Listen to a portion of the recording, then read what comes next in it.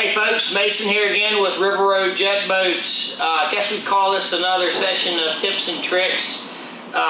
We've had a lot of customers sending us questions, and we think it's a good idea to start airing some of those questions and going over them with you guys. The question we got was from a gentleman that wanted to know whether to, one, put a product like Gator Glide or K5 on the bottom of his boat, or would it be more beneficial to put UHMW on the bottom of the boat.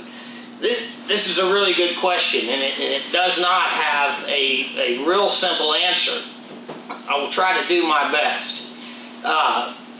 UHMW is superior to any other plastic or spray-on urethane product on the planet, period. The ultra-high molecular weight plastic, which is what your UHMW stands for, is the best when it comes to sliding on rocks and other stuff, other hard surfaces, concrete, wood, pavement, you name it. This stuff slides and stays together better than any other product that I know of. Does that mean we should go put it on our trackers and G3s and Alumacrafts? No. The plastic is only as strong as its backing. It's only as strong as the boat it's put on. So if we take, and let's just use G3 here as an example, the engineers at G3 designed that boat to be really stiff and rigid out on the lakes and the bays and wherever that boat's running. They did not design it to take hits from solid objects like rocks, particularly rocks. So if you put UHMW on the bottom of that boat, it'll look really good until you glock your first rock.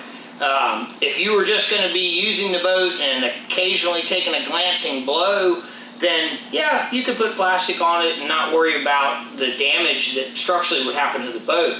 But in my opinion, if you're going to take a boat like a G3 or an Alumacraft or a Tracker or all the Excel, all the great brands out there, Havoc, if you're going to take one of those and convert it to a more aggressive platform, but still taking into account what the boat's designed for, what its structural capabilities are, I think you spray that boat with Gator Glide or K5. There's a bunch of brands out there. Gator Glide and K5 are just the two I see the most. If I was going to put it on one of my boats, something that was a light stamp tall, I would research and figure out which one is denser. And maybe somebody out there knows what the densest spray-on bottom product is. Let me know, because I would like to know. The spray-on products, in my experience, slide very well. So they perform the task of, if you're running across gravel bars and sandbars and regular flats type stuff, the Gator Glide and the K5 and those type products work great. Where you start taking heavy hits, the Gator Glide, like the UHMW, does not protect against that. You're not going to make the hull stronger. Yeah, you may get a little bit more rigid, and it's going to reduce vibration, and it's going to do some things like that, but you're not making it stronger for impact on rocks and reefs and that sort of thing.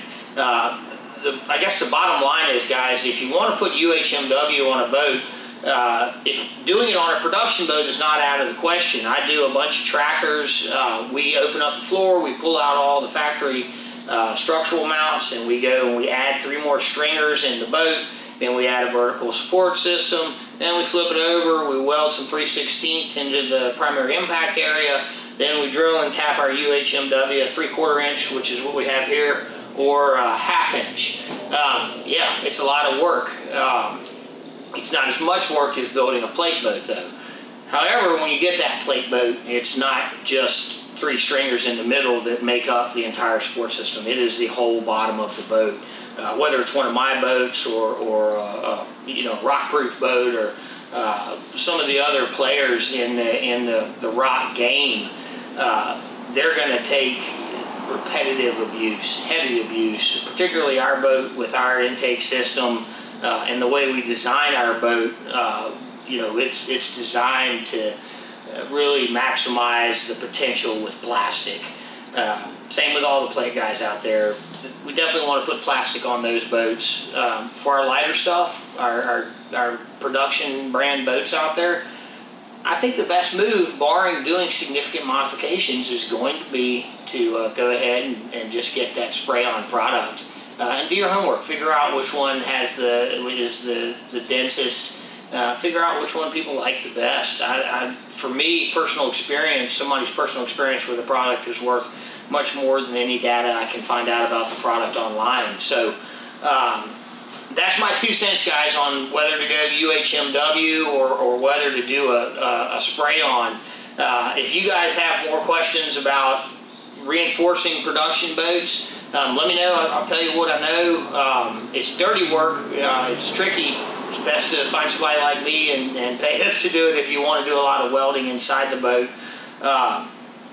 Getting that spray-on is going to be your easiest solution. So call me with questions or hit us up on Facebook or YouTube, and look forward to talking to you guys soon. Thank you.